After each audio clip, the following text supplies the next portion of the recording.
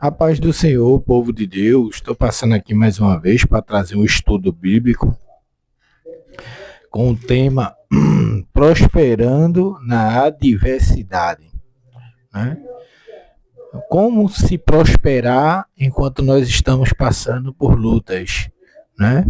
Existe dois tipos de prosperidade. Existe a prosperidade material e a prosperidade espiritual. Então nós vamos aprender aqui nesse estudo bíblico com esse tema, né? Prosperando na adversidade, né? Nos momentos difíceis, Deus faz a gente prosperar. Para você entender esse estudo bíblico, você precisa ler no livro de Gênesis, capítulo de número 26, do versículo 1 em diante, aonde vai falar quando havia uma fome, né? Teve a primeira fome com Abraão, né? E teve esse momento de fome na época de Isaac, né? E Isaac decide descer a Gerar. Gerar era uma cidade, né? E aí o Senhor, a Bíblia diz que no versículo de número 1, né? E havia uma fome na terra, além da primeira fome que foi nos dias de Abraão. Por isso foi Isaac a Abimeleque, rei dos filisteus, em Gerar. E apareceu-lhe o Senhor e disse: Não desças ao Egito, habita na terra que eu te disser. Então você vai ver aqui que nesse texto bíblico Deus já estava proibindo Isaac de descer, né, de ir ao Egito, né, para que talvez algo de ruim não acontecesse a ele. Então, com esse estudo aqui nós vamos aprender como prosperarmos na adversidade. Nesse texto sagrado, percebemos como Deus prosperou Isaac, inclusive durante a adversidade, mesmo em meio à fome que assolava a terra naqueles dias.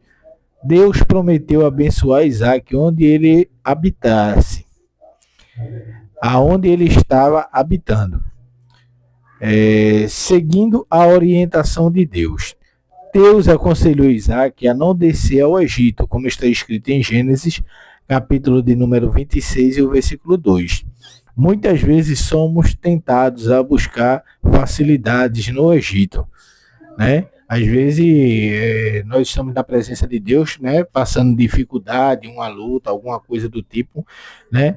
E Satanás, ele às vezes vê você passando por aquele problema, né? O que é que ele faz?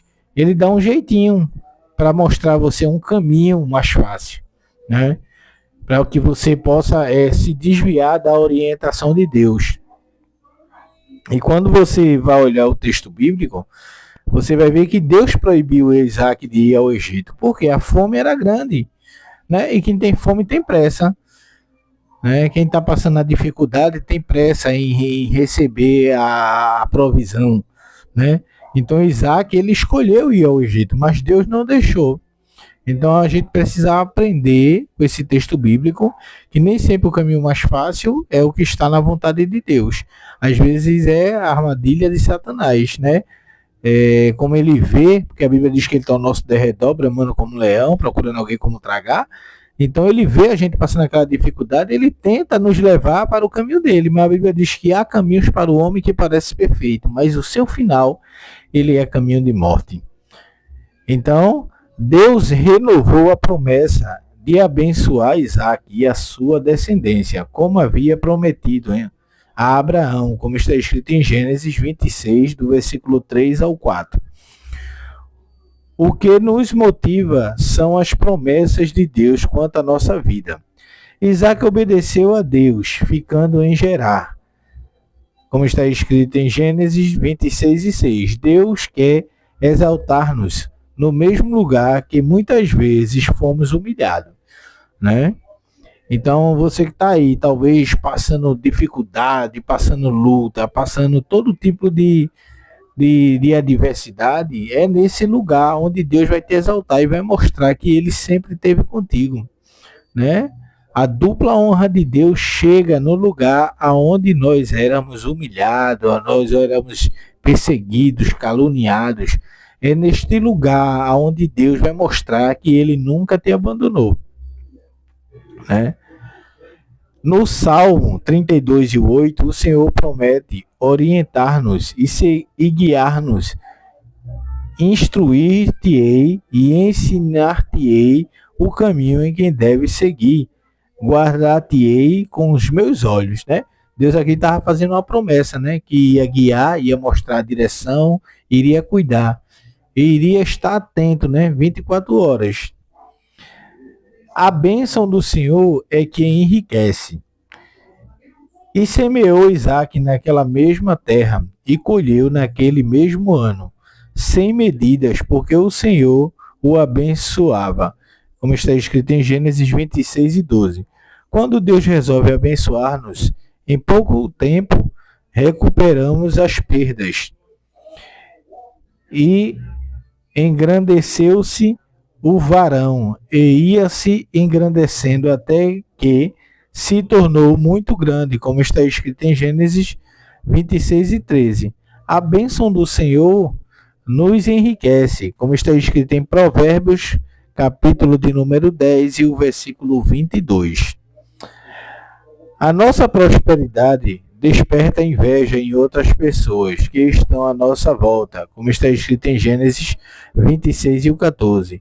E em Salmo 112, o versículo 10, o salmista afirma que o ímpio invejoso chega a se enraivecer e se consumir por causa da prosperidade do justo. Entretanto, é o próprio Deus que se compraz na nossa prosperidade do seu povo. Conclusão do estudo. A nossa prosperidade vem do Senhor, Ele que fez prosperar mesmo na adversidade. A fome podia estar assolando, né, naquela época, a terra. Assolando a terra. O servo de Deus, porém, experimentava fartura e abundância em meio à escassez, porque o Senhor promete abençoar toda obra das nossas mãos, como está escrito em Deuteronômio, capítulo de número 28, do versículo 12 ao versículo 13. Amém? Então, a prosperidade de Deus é que nos faz prosperar de verdade, né? O inimigo oferece os pratos, mas é o prato para te levar para o fundo do poço. Mas a prosperidade de Deus é eterna, que causa até inveja nos teus inimigos. Então, estude, aprenda, porque Deus vai te honrar e vai te abençoar na terra da tua aflição. Que Deus abençoe a todos, fiquem na paz em nome de Jesus.